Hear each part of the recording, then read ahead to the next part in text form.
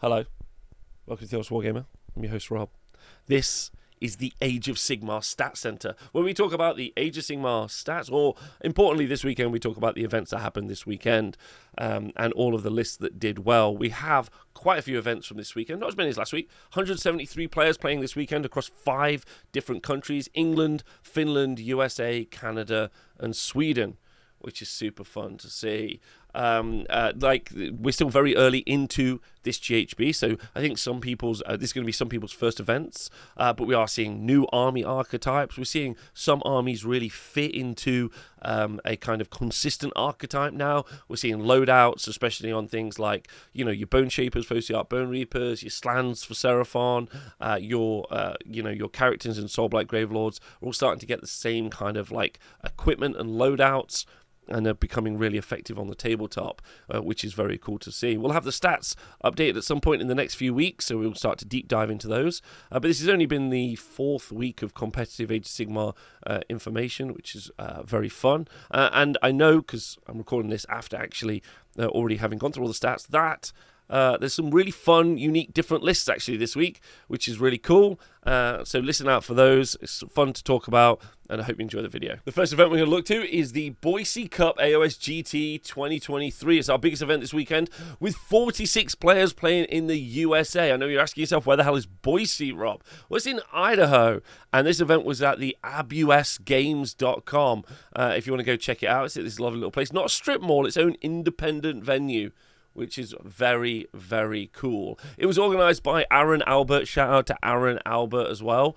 And he has said that all of the event is run using the AOSFAQs.com, which, if you're not sure, is a website where people just create FAQs for stuff that haven't been answered by Games Workshop. Anyway, let's go look at the placings. A familiar face, one of the best players, most successful players in the world last GHB season, Mr. Tom Guan. His gamer name is The Silent Violence. I love Tom. Tom's a superstar. And he was running Soulblight Gravelords in the Vrykros Dynasty. Now, you may have seen pictures on the internet circulating where what Tom was doing is his zombie list he was carrying around in a pizza box. That's right, a pizza box. He would open up the pizza box, all the zombies would be inside, and then he would take all of the zombies out of there, and then would eat a pizza as he continued to play. All right, so Soulblight Gravelords. He was running the sub-faction Vrykros, which means you can give an artifact of power to a hero, a unique hero, which you can't do with any other army in the game. Also, you get a hero action to summon a unit of 10 free direwolves, which is like 20 wounds. He's got a Vampire Lord with the spell Hoarfrost, a Necromancer with the spell Merciless Blizzard. Again, like we talked about, you're going to see this a lot. One very cheap wizard, Necromancer, with a Merciless Blizzard, with that 46 mortal wound spell. This is going to be a common thing. So whatever army you're playing, try to find yourself a cheap wizard, and then stick Merciless Blizzard on it. Just 46 mortal wounds, something off the board. Then he's got Belladama Volga, and then he has a Gorslav the Gravekeeper, which can Gorslav has got the ability to return a unit of like summonable units, which will be zombies in this case, which is really effective. And he's got the Ulfencarni Phylactery. So because he's a unique character, normally you wouldn't be able to give him an artifact, but he has given him an artifact, and that's a 9-inch Ward Aura. Okay, Ward Aura to summonable units. And he's got Torgillis the Chamberlain.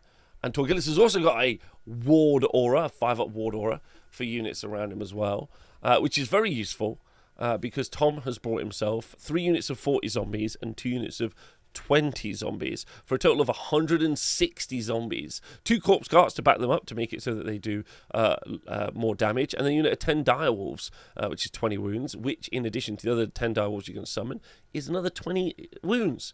So you're looking at like 220 wounds of summonable units, which you can return, because Soulblight Gravelords let you return models as well.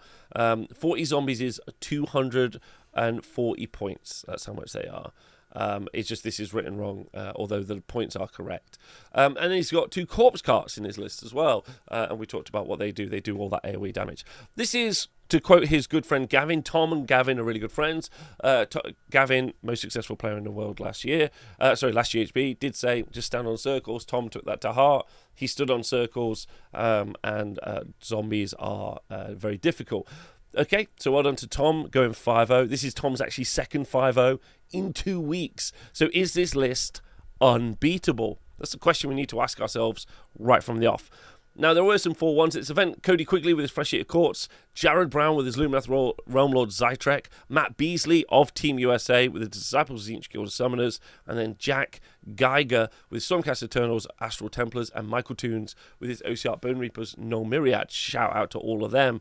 There's some really interesting lists here. There's definitely some really powerful off-meta lists. You can see why Matt and Tom, both players in Team USA, went to Boise to play this, because Jack Geiger especially, but definitely Jared Brown as well, really playing some very high-level Warhammer with some weirdly off-meta lists. So really, like hype, like just showcasing some incredible skill expression. So let's have a little talk about it now. The Fresh Eater Courts list that went 4-1 had an Abhorrent Art Region, a Varghulf Courtier, an Abhorrent Ghoul King Royal Terrorgeist, a Crypt Haunter Courtier, 3 lots of 10 minimum ghouls, and then 2 units of minimum Crypt Horrors and a unit of Crypt Flayers. We did talk about Flesh Eater Courts previously. We have done a Flesh Eater Courts deep dive on the most recent battle tome. Well, on the battle tome that is very old, but with all of the new war scrolls and stuff. Crypt Ghouls wounded on 4s. Auto wounding on 5s. And obviously with all those attacks you can stack, those 10 Crypt Ghouls can have something absolutely insane, like 60 attacks, auto wounding on 5s. So while it might not look like it's a lot, it actually can be loads. So super worth going and watching that video if you get the chance to do it. Now, onto the lists that are really smart. Like, these players are really, like, there could be some stuff learned from, people in England, people in some of the other nations can really start to learn some stuff from these lists. So the first one is Loremaster Realm Lord Zytrek. This went 4-1 as well. Scenari Cathlar and Enlightener, neither of which are particularly unique. But, we've got Hoarfrost on that twice. We've got Merciless Blizzard as well. And then the Light of Eltharion. Now, obviously, this is going to have picked up a lot of steam and a lot of... it's going to be written into a lot of lists post AOS Worlds, where we saw the winning Lumineth Realm Lords list use the Light of Eltharion, consider him to be a mini Gotrek, which is very effective, very, very good. So he's just a mini Gotrek, and he's 230 points, very cheap. A true duelist character like Sigvald.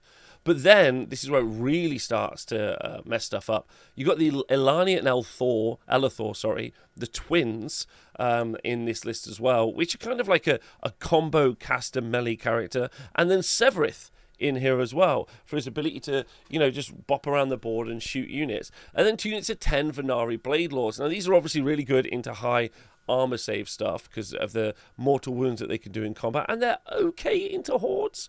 You can do up to 40 attacks from a unit of 10 Venari Blade Lords, thanks to their kind of ability to choose 2 different stances, which won't deal with a whole unit of zombies, but it'll take a good dent out of a load of zombies as well. Don't forget, in Lumineth Realm Lords, when you charge, you get to fight with 2 units first in combat versus normal armies, and then a unit of just wardens, and then Ravanax Gnashing Jaws, the Hishian Twin Stones, and Suffocating Gravetide.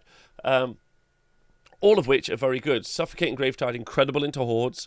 Twin Stones for all of the spellcasting. And Ravanax Gnashing Jaws are really good into slow-moving units. And then finally, 2 units of 5 Dawn Riders. Now, those Dawn Riders are actually also really, really good, especially with Hoarfrost, because they get a lot of attacks, especially into hordes as well. So it's a nice set of different units that can do different jobs depending on where you put Hoarfrost as an attack. If you put it onto the Dawn Riders, they could potentially generate a lot of attacks into big horde units. And if you want to do a ton of mortal wounds, then 2 units of 10 Blade Lords could potentially do, I think they can do potentially 20 mortal wounds in a combat activation, which will deal with like a big, heavily armored unit. So absolutely brilliant work there, very unique, and it'd be nice to see some of the European teams adopting this. Disciples of Zinch Guild of Summoners, Matt playing a more traditional list, 2 Magisters, Kairos, and a Zangor Shaman. Then he's got 1 unit of 10 Pink Horrors, some Karak Acolytes, and the Incarnate.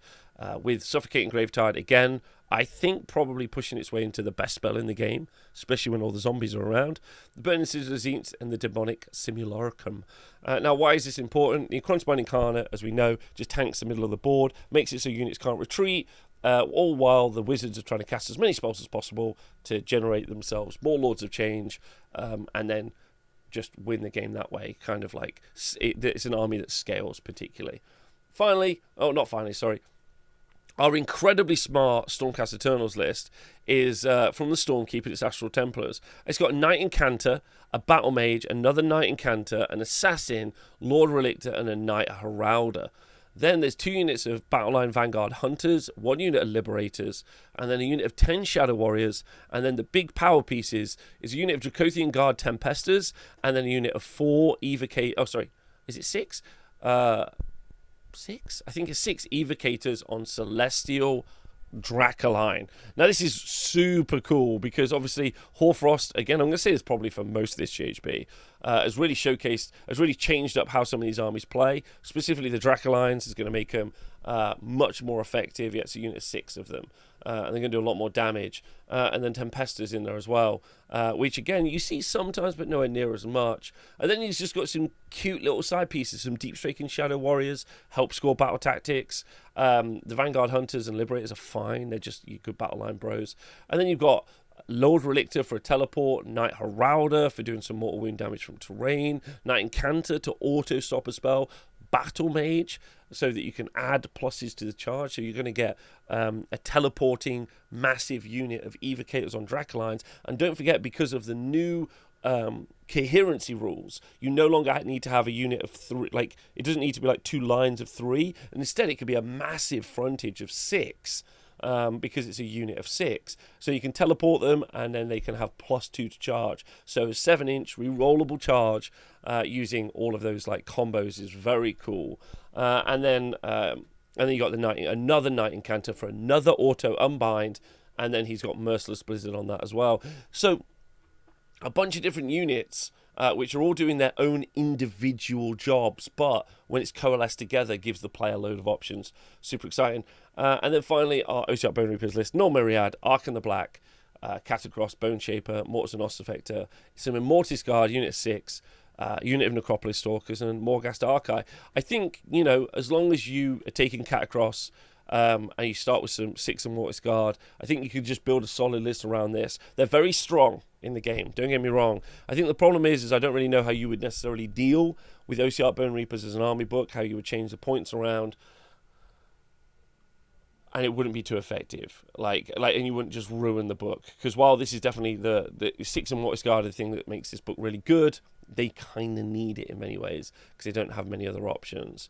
Arcan makes this list a little bit more dynamic than you would maybe with your classic just Catacross and 2 units of 6 Immortis Guard, but it is super effective. Right, I hope everyone at Boise had a great time, and shout out to all of you, and thanks very much. Our next event happens in French Canada, Quebec, Loremaster 2, Le Classique de Etet AOS, and was organised by Alex Thibodeau. As you can see, happened at this lovely little church here. I think it's a church, might be a community centre. Quite nice, autumnal, although it's probably quite hot there right now.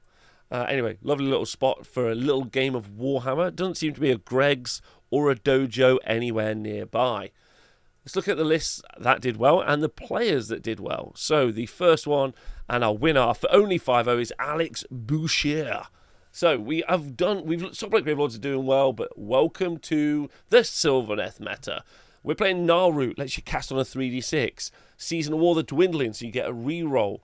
The leader is Drycha Hammerdeath, the Lady of Vines, and a Warsong Revenant. We're supposed to see it in the Versatile Gem. Some cool things about this. Lady of Vines has gone up, stonks on Lady of Vines, because her 5-up Ward Aura, which is a spell, is now going to happen more thanks to Primal Dice, or at least you're going to get the cast off. You might not get it past Unbinds, who knows. And you've got Drycha effectiveness also through the roof as well because of Hoarfrost and the ability to do that as well. Then you've got 10 Dryads, 2 lots of 5-tree Revenants, and then a Tree Lord. Now, we looked at this last week and we saw the Tree Lord mixed in with our Daughters of Cain army, help the Daughters of Cain army fend off other combat armies, because obviously the stomp means that they strike last. Throwing that Tree Lord into the meta is really useful. And then 6 Kurnoth Hunters with great swords.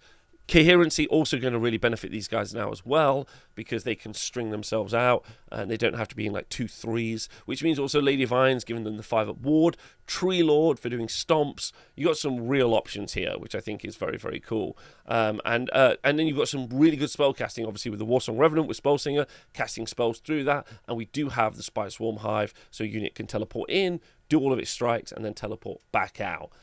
So there's some real options in this list, which is really fun. And congratulations, Sylvaneth, going 5-0.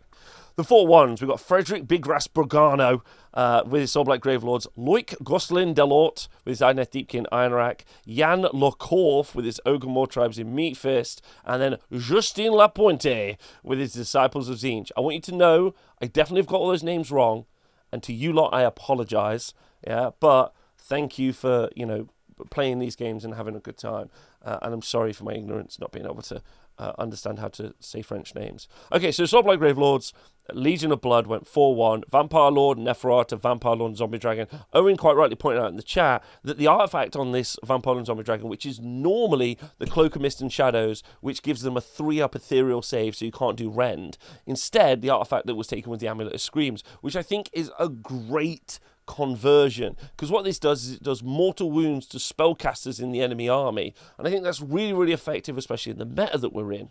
And then he's taken Neferata to still do the spell to put the ethereal save on the Vampire Lord on Zombie Dragon. So that's a nice way of changing the army construction around. And Neferata would always see play anyway, but normally you would see Neferata putting another ethereal save on something like Blood Knights, but then getting that same bonus on the Vampire and Zombie Dragon, which is so hard to kill because of the hunger ability that's on its War Scroll. Anyway, really nice little change up there. I love that. Then there's a Corpse Cart with 60 zombies, really effective. They do kind of the same thing as what the Blood Knights would do, be a good armor save unit. They're a tanking unit, but also a fighting unit as well. So I guess what we would call them is a bruiser unit. They'd fight and they can tank. Then there's 20 Graveguard. They're obviously a killer unit. They're verging towards Glass Cannon a little bit, but they are obviously big cannon, big energy. And then 2 lots of 10 skeletons. Then there's an Aether Void Pendulum in the list as well, doing all that mortal wound damage. If we jump over to the Deepkin, this is not the Deepkin yet that did super well at the weekend, we'll talk about that in a minute. We've got an Achillean King, a Tidecaster, and Volturnus. Then you've got 2 lots of 3 defensive eels, 6 offensive eels, 2 lots of 10 thralls, and an Achillean Leviathan. I'm always amazed, and the win rate for Idoneth Deepkin last season was not very high. I'm always amazed at how little there is in an Idoneth Deepkin army. It's a very elite army, like you would see maybe with Lumineth, but it definitely doesn't have the output that Lumineth does in many ways. The Achillean King is obviously pretty much a mono build. Unstoppable Fury, and then the Void Chill Darkness for that, like -1 to, it's either -1 to hit or -1 to wound aura, and then being able to like generate all those additional attacks when there's lots of units inside of it, incredibly fast, and is this kind of like missile that will fly into the enemy army and just do loads of damage, but that's all it really doesn't really benefit the rest of its army. Volturnus can make D3 units have all strikes first, which is really good. And then Tidecaster with Hornfrost. Now, he's got one character that he could take either the Blizzard, so 46 mortal wounds, or Hoarfrost on, and Hoarfrost was the chosen spell. In fact, at the Old Town Throwdown event, which is coming up next week, which has got over 80 players, we've already had a stats breakdown of the spell choices in that, and while there are 26 cases of Merciless Blizzard, there are 30 cases of Hoarfrost, really showcasing what I said at the beginning of this GHB season, that Hoarfrost is much more effective because of the economies of scale it provides. But Merciless Blizzard is also really good, and it might be neck and neck. Then obviously you're doing Hoarfrost on something like the Achillean Warsaw Guard, who generate a lot of attacks, might be a really smart play, or also doing that on Thralls as well. Thank you to Commander Conquer Renegade, who has donated £5 to the show. Says, if you do not conquer yourself, you'll be conquered by self. Thank you. And then we had an Ogre Tribes list go 4-1 in Meatfist, Frostalon Stonehorn, Slaughtermaster, and a Tyrant. And then 3 units of 6 Ogre Gluttons and a unit of 8 Iron Guts. So lots of bodies on the board, but not very defensive. They're very fast. Very much like we saw the Monster Trucks played by Hazel like earlier on in the year. Taking a lot of wounds and a lot of melee output, just throwing it towards the enemy very early is something that this army can do. And in Meatfist, it gets a bonus for that, because it gets bonus mortal wounds on the charge. Seems to make a lot of sense and isn't a terrible idea, I would say. That Frostalon Stonehorn, though, is kind of the linchpin around how this army works. Just because of that heroic action, it's just so important. It's very fast. And it can be in places you weren't really expecting. I would say the win rate for this army would be much, much lower if it wasn't for this single War Scroll. So, very interesting. And 8 Iron Guts is an absolute mean unit. Fighting twice, just doing all of the work. very, very scary. And then finally, our Disciples of Tzeentch army. I love this. A list so good I might run it myself. This is super good. Disciples of Tzeentch Guild of Summoners, so you're kind of classic. You're summoning Lords of Change. Then Be'lakor's in this list as well, which is also really good. But like, it's always been an argument about putting Be'lakor in a list because you don't have the Tzeentch keyword. Kairos Fleetweaver is in there as well, and then the Ogroid Thermitage, and then the Curseling. And the Cursing is the general with Arcane Sacrifice and Arcane Suggestion. But in this list is also a coalition unit of 10 Chaos Chosen. And I actually really like this because of the Mark of Tzeentch, they can be given a 5-up ward save. Obviously, you can also put Mystic Shield in this army as well. And because you're Tzeentch, you should be able to cast it quite easily. And then you've got Hoarfrost in here as well. And while Slaves of Darkness can generate Hoarfrost as well, they've got 3d6 casters, so they can do some pretty good casting. I like the idea that also giving a 5-up ward save to this unit, which we saw in the Sylvaneth list as well, makes them that much more survivable, and then obviously making them fight twice, and then making Be'lakor shut down. So the Tzeentch shut down an enemy unit. So the Tzeentch portion of the army is really playing a support role to the Chosen and Kairos, and Be'lakor, who's also coming in as a support role as well. And it's just super fun. I really like that. It's really cool. It's a really good list. Anyway, I hope everyone had a good time there, and bonjour for now. Our next event is the Southern Fried Sigmar GT. As you can see it there, pretty cool bit of art. Love that. I like more art at the events, please. It's 24 players being held in the USA. And it was organised by Calvin Rary. This happened in Georgia in the USA, so 24 players. Happened at this absolutely massive convention centre, the Cobb Gallery, because it was in Cobb County, so you can see it there. If you listen to the podcast, I'm describing a giant convention hall, which is pretty fun. Now, our winning list was John Anderson, and if you are, again, listening to the podcast, you won't see this, but he's done some AC2 art, where he has built in his BCP list a picture of a shark, which is commitment in of itself. But for 5-0ing with his Ironeth Deepkin army, he also wore himself a baby shark outfit for the weekend. And Doobie Dude in the event in a full shark clobber. So shout out to him, because that's what I hate about competitive gamers. Yeah, they clearly can't enjoy themselves, right? So shout out. That's commitment, and it's incredible. So I am just describing a very happy human being in a full shark outfit who won the event. Okay. In his list is Ironeth Deepkin and subfaction Futhwan, right? He has an Ishran Tidecaster in his list, who's the general, and he has allied in Alania and Elathor from the Lumineth Realm Lords army. And then he has, this is super simple, 11 Ironeth Deepkin Alapexes. Some of them all in Bloodthirsty Shivers. I think most of them in Bloodthirsty Shivers as well, right? An AC2 picture, double battle regiment. I mean, there's lots to say about them. They're 150 points for one shark. You get 4 shots that do D3 damage at 24 inches. So 11 of them is going to be 44 shots doing D3 damage. So only round 1, but that's a significant amount of damage. And then when you finally do commit into combat, wow, that's just going to be a lot more damage as well. So his ability to project power or do a lot of damage into a certain portion of the board is going to be fairly significant. So you can just keep clearing objectives of different problem units all the time. So just absolutely incredible. And it's so fun to see a narrative sweet chestnutter like John do so well at this event. And considering Ironeth Deepkin were drowning last GHB, they were a bit of a damp squib, and a lot of their players were very salty. They've really started to rise like the tides, and especially because of people like John. So absolutely excellent, and I hope we see more of this in the future. We've got a few 4-1s. Josh Bennett with his Hostess and Pretenders host, Tristan Detweiler with his OCR Bone Reapers list, and then Robert Colt with his Blades of Corn Reapers of Vengeance list. Just quickly looking at them, the Heat Knights of Sinesh list is very much like list we saw last GHB. Pretenders, so generating lots of CP and doing lots of command points. Be'lakor in the list, Be'lakor in every list. Every list, Be'lakor, Be'lakor every list. You're going to see that loads. And I've been talking about lots continuously, just so good. Interestingly, the Be'lakor is so effective in so many lists.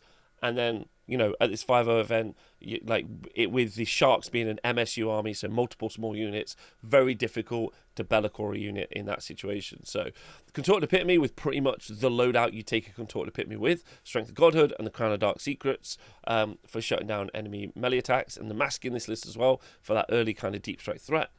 55 Blissbarb Archers in the list, and then 5 Blissbarb Seekers, 5 Blissbarb Seekers. So this doesn't have the big unit of Stickblade Seekers that we saw like at Worlds, but instead it's just got lots of shooting, lots of ranged attacks, lots of stuff, and just lots of shooting basically, which is really, really effective, but not the kind of big damage that you normally see to help build up those depravity points.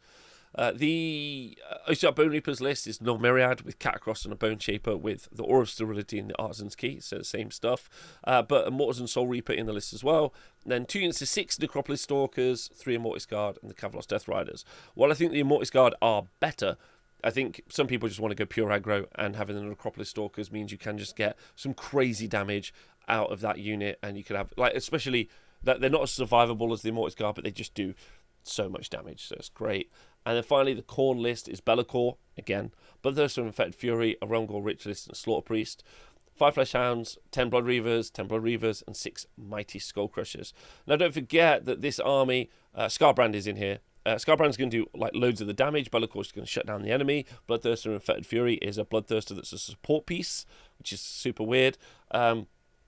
He's a priest as well, and he's got the Argath, the King of Blades, which is not Strike First. I think that's the No Ward Aura, or it's Strike First, one of the two. But importantly is like the support piece so that Scarbrand can go in. So they kind of run around together, Scarbrand doing all the damage. It must be the No Ward Aura, I think. And then what it does is it turns off the wards so that like all of that damage goes through. But don't forget, at its heart, Khorne is and will always be a pinning army, thanks to that Blood Tithe ability to move in the hero phase.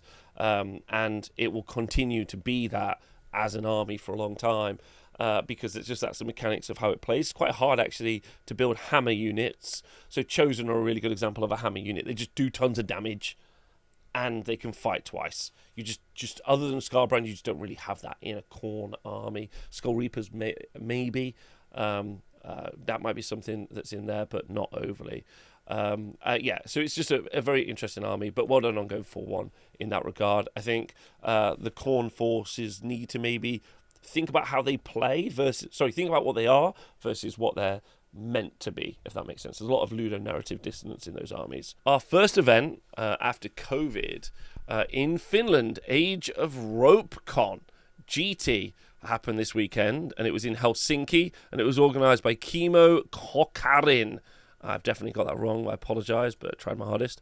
And the event was won by Antu, with his Blades of Khorne army getting a 4 and a draw. And then in second place, Hannah, also with a 4 and a draw as well. So just very close, and differential just being the difference. Antu's Blade of Khorne army, if we look at it, it's very similar to the one we just looked at. Skullfiend Tribe, Slaughter Priest, a Blood Secretor, Bloodthirster and Fetid Fury with the same loadout as the one we just looked at, and Scarbrand. So those two doing the same thing, running around together. Then a Bloodmaster, a unit of 10 Blood Warriors, a unit of 2 units of 10 Blood Reavers, and then a unit of, I think, 10 Skull Reapers, but the points are wrong on the list. And then Hex Gorgeous Skulls and the Wrath Axe. So very similar to what we discussed before. There are 2 Hammer units in this army, though. 10 Skull Reapers and Scarbrand, not just... and then the Blood Warriors probably playing the role of Objective Holder and also pinning unit in that regard. Not quite as fast, but this army wants to kind of run around together. And then pin units in, and Scarbrand comes in and does all of the damage. In second place, but drawing with the winner, so same win bracket as the winner, Hannah, with her Flesh Eater Courts army in Morgan. Now, we did a deep dive on Flesh Eater Courts last... there's a review if you want to go watch on YouTube, please do, because there's loads of tech in here which is super fun. Boron Ghoul King and Royal Zombie Dragon, 2 Crypt Gas Courtiers, 2 Abhorrent Art Regents, one of which is the General, and then an abhorrent Ghoul King. So lots of summons in this list as well. And Hannah's in the chat right now, lucky enough to have her in here. Thank you very much. And she was letting us know that she was summoning lots of Beast Flayers, which is the new Warcry warband. We did go into detail again in the review, but let's just say that if you summon them for free, they're great. But if you stack D3 plus 1 attacks on them, and if you're able to get Hoarfrost off on them, then you'll do some crazy damage. I mean, they're good anyway. Then there's 30, 20, and 10 ghouls. Don't forget, there's a command ability in this sub-faction where on a 4+, you can bring back a whole new unit of ghouls, and also you could bring the Beast Flayers back as well. And then there's a unit of 6 Crypt Horrors, and then the Chalice of Ushran, which is super good. So the army summons a lot, does lots of damage, heals a lot, has a lot of recursion as well, either from the Chalice, which has kind of got an AoE heal mechanic. Also, the 2 Cryptgas Courtiers also are great for healing in this army as well. So you start off with, you kind of explode a 2,400 point army at the start of the game through all the summoning, and then you fight it out, and you've got lots of healing, and you've got returning units, and then you do some amazing damage. So congratulations to Hannah. That's just a great list. Looking at the 4-1s, we've got some nice little lists in here. We've got Damien Kakun with his Slaves to Darkness, Knights of the Empty Throne list. Chemo Kakaran with his Osiark Bone Reaper list. And then Jan Tehoen. That's it. Those are our 2 4-1s. Slaves to Darkness and Osiark Bone Reapers are our 2 4-1s. So if we look at them, and I want to shout out our Slaves to Darkness player for writing notes on his list. Again, +1 tournament point for you. Great work. Knights of the Empty Throne. It's called them the Interns to Darkness. He's got Chaos Lord and Demonic Mount with the command trait Idolater Lord and the Conqueror's Crown. I love this. Enemy models within with less than 3 wounds cannot contest objectives within 6 inches. This goes into why I think Brutes are a little bit better in this version of the GHB as well, because in conjunction with things like Malevolent Maelstrom, you're dealing with Horde units, which is quite fun to see. And there are very few units that bring this problem to the game, if that makes sense. So I think that's a great little artifact, and you should take it more. Be'lakor, as always. And then Chaos Sorcerer Lord, and then a unit of 10 Chaos Knights with Mark of Nurgle to pin the enemy army in. 18 Spire Tyrants, which units within 3 inches are immune to Battle Shock. And then you've got a unit of 3 Varangard that can pile in and attack twice. Obviously, they've been given the Mark of Khorne, so you get +1 attack on the charge. Then 22 Blitzbarb Archers, which I think is a nice pick. Shoot the screen away, charge in the Varangard, make that very effective as well. And then you've got 3 Ogroid Therodons with +1 attack on the charge as well. They're very cheap now. They're very fragile, but they can do a lot of damage. And then our OCR Bone Reaper list, no Myriad, Arc and Catacross, Mohawks and Bone Shaper, 5 Death Riders, and then 6 Immortis Guard and 3 Immortis Guard. So not really changing the shape of the game, but has done really well. Congratulations to you. I hope everyone had a lovely time. And to everyone in Finland, Onia ja Haivin Palatu. Our next event was Gymhammer, organised in the UK in Poole, England, located here at this industrial complex, I'm pretty certain. The event was organised by the wonderful, the brilliant Timothy Martin. Shout out to him. 21 players playing at this event, and our 5-0 was Thomas Bastian with his Daughters of Cain, Xantha Kai army. He had a Blood Rat Medusa, a High Gladiatrix, and a Slaughter of Queen on Cauldron of Blood. And then he had 15 Blood Sisters. So these are the fighty snakes. 10 more Blood Sisters, so another big brick of those. 10 Witch Elves, another 10 Witch Elves for screens, but also for doing some legit combat damage. And then 5 Doomfire Warlocks. We talked about this a lot in the chat. Stonks on Doomfire Warlocks through the roof. Normally you would pay 100 points very comfortably for a 5-person cavalry unit, because you could create a really long screen with that 5, like 5, Spider Fang Riders, or, Black Knights or something like that. Or, in Khorne you would use the Flesh Hounds.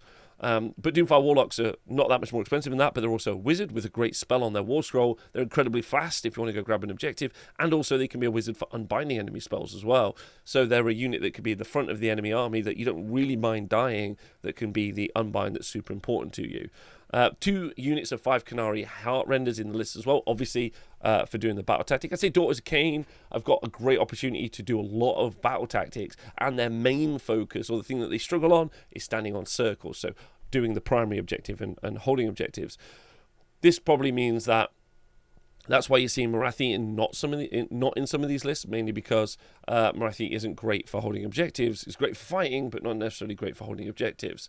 And then Avatar Arcane is also in this list. Good little combat piece, and the Heart of Fury. So drop in Marathi, you can end up with a load of models in here. Not forgetting you have a 4-up rally thanks to the Zealous Orator command trait that's on the Bloodrat Medusa, which is super cool. So shout out to Thomas for doing so incredibly well. Liam Kavanagh and James Brown both went 4-1. Liam was running Nighthorn and the Quicksilver Dead, and James Brown was running Maggotkin and Nurgle, the Befouling Host. If we look at the Nighthaunt list, there's a Krulgas Cruciator, Guardian Souls, Spirit Torment, and Curtis Valentine. And then there are 2 units of 10 Dreadscythe Harridans, 20 Chain Rasps, another unit of Dreadscythe Harridans, so 30 in total. Like loads of little Chain Rasp units, a 20 and a 10, and some Spirit Hosts, Geminids, and then 2 units of Mimron Banshees. So the Banshees are obviously incredibly useful for shutting down enemy spellcasting and making your army be safe from that damage. Kurdos just is a good fighty character in there as well. Spirit Torment making it so you can, and Guardian Souls helping with recursion into the army, and then the Krulgas Cruciator reducing damage comes into the army, and then the output that comes from the army is from the Dreadscythe Harridans. Especially no ward saves in this army. They can get up to they could get up to 40 attacks if they can get all their models in, but being on 32 mil bases and having 1-inch reach makes that a little bit more difficult. For some reason, they can't reach from the ghost behind through the ghost in front of them. It's not how ghosts work, apparently, in Age Sigmar. Also, a real good target for Hoarfrost as well. So 3s and 3s on the charge with nearly 40 attacks. Could be up to Ren 3. Feels like it's a good attack, especially in the sub-faction, when you can ignore ward saves. So they should rip through some stuff. And they're little MSU units of 10, which seems really good as well. And then the Maggotkin and Nurgle army, the Befouling Host, Horticulix Slimmux, Poxbringer and Be'lakor, again, shutting down the enemy. Then 1, 2, 3, 4, 5, 6, 7, 8 Beasts of Nurgle. And I've got some stuff to say about this. I think it's really fun. Don't forget, Horticulix Slimmux gives you reroll ones to hit, reroll charges in Aura, +1 to hit to the Beasts of Nurgle. That's just off the top of my head. They've got retreat and charge. So they can leave, and then when they charge in, they do mortal wounds when they charge in, which is really good. But the bit that I really like about this list is this unit of 6 plague drones. Using the new coherency, you can pile out a unit of 6. So that unit of 6 doesn't have to be quite so closed off as it previously was. And the drones themselves have got 6 attacks each, 3s and 3s. So there's 36 attacks coming out of that unit, and again, if you target them with Hoarfrost, then 36 attacks with Ren 3, 3s and 3s is really, really good. That's without +1 to hit. So, if you give them all that attacks, it can be 2s and 3s, Ren 2, Ren 3, Ren 2, Ren 1, whatever. It's a lot of attacks from that unit, which I think is very, very cool. And you're in an attrition fight with a big brick of the plague drones. They don't have a great armor save, but obviously they're a Nurgle. They've got a good ward save. You can Mystic Shield all out defense them to make them a little bit more survivable. And while you're in that fight, you're also taking loads of damage. And then the Beasts of Nurgle are charging in and charging out. Actually, maybe one of my favourite Nurgle lists I've seen for a while, actually. It's really, really cool. Shout out to everyone at Gymhammer. Hope you had a great time. Thanks very much. Our next event is the Book of Grudges event in England, organised by Dan Tadman. Congratulations, Dan. And it was located here at what seems to be this house, or this is what BCP is telling us.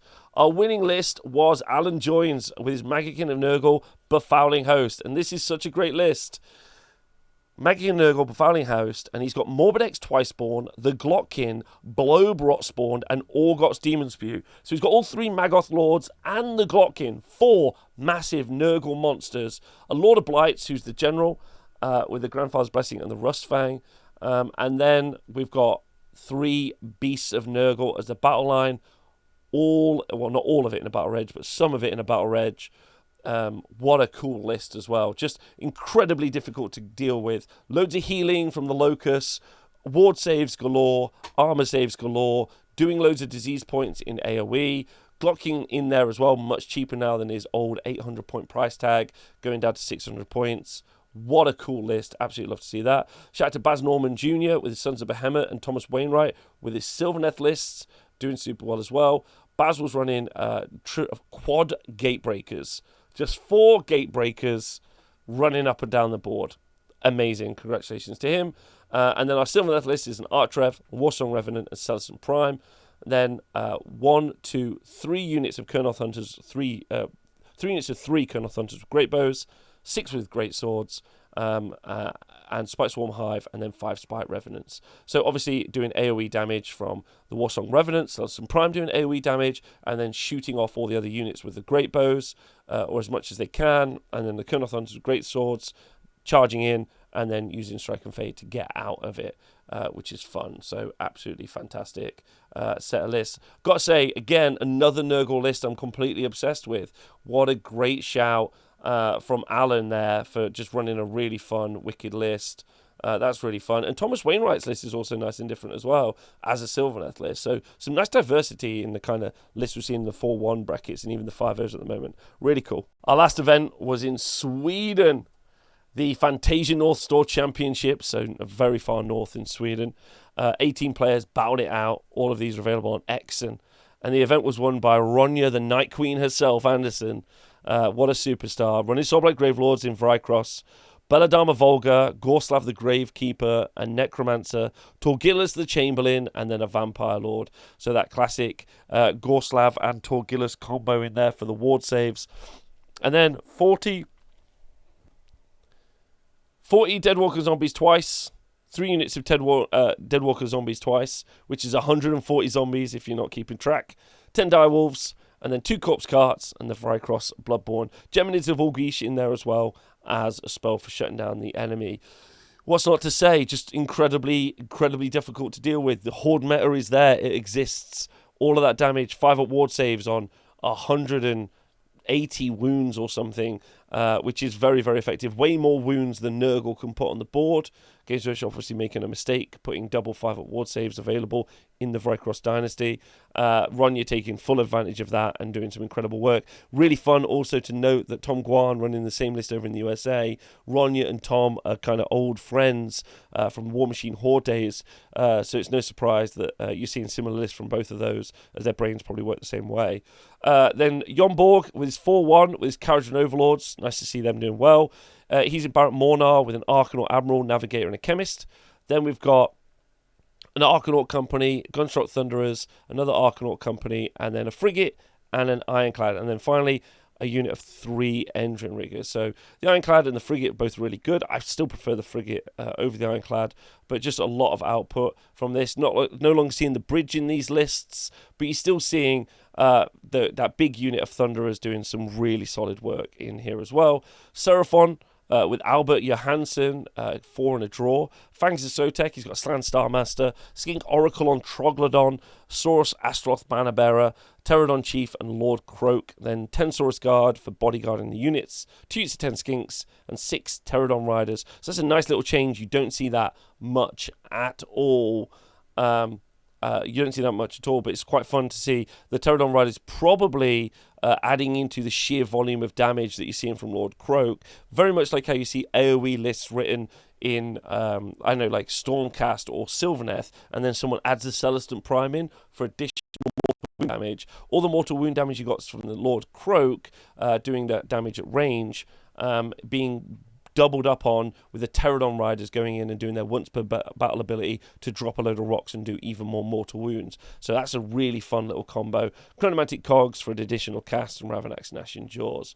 Then we've got another Soulblight Gravelords going 4-1. This is Legion of Blood with Nephi, the White King, Vampire and Zombie Dragon, with the Cloak of Mist and Shadows, obviously, and then the Vampire Lord. And then 40 zombies, 20 Graveguard, and then 5 Blood Knights in this list as well. And that is all of the people who did well in Sweden. Skål. Okay, so another exciting weekend of Age of Sigmar. Don't forget, last month was the busiest Age of Sigmar month we've had since October. 38 events, which is absolutely fantastic, which means more and more of you out there are playing Age of Sigmar, and I love to see that, which is cool. What stonks have we got this week? That's a great question. I feel this could be something I do every week.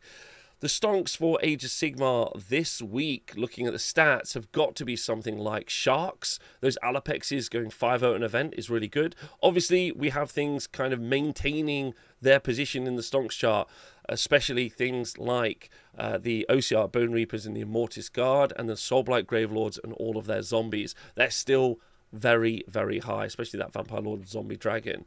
But some stonks got to be adding Gravetide to all lists. Yes, I agree with that. I think that's really good. Glotkin and all of those monsters up. Plague Drones, their stonks are indeed up. Jumping over to Sylvaneth, and I think the Lady of Vines and also Drycha, if you haven't been paying attention, stonks are also up at the moment, which is very cool to see. So there's some real units that are getting a new lease of life in the game, thanks to coherency rules, but also in addition, thanks to Hoarfrost being put onto those units as well. Got to say, Blood Sisters, so the fighting snakes in the Daughters of Cain, also seem to currently be up at the moment, which feels very, very strong.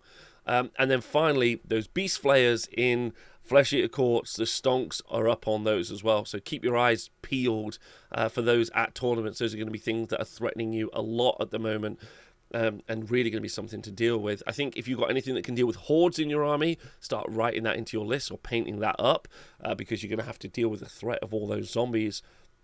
I think that's really good. And then also, if you get the opportunity, try and grab as many Endless Spells as you can, because I feel like they're seeing some really good play in the game. Thanks for listening to the show. I hope you've enjoyed it. If you want to support the show, obviously you can join the Honest Wargamer Patreon. That would really help us out. And if you'd like to, and also you get access to the Discord where we can talk about loads of stuff, which is really fun. And if not, just thanks to Ziggy and Rob for helping me always with the stats. And thank you to the chat for hanging out with me while we do it.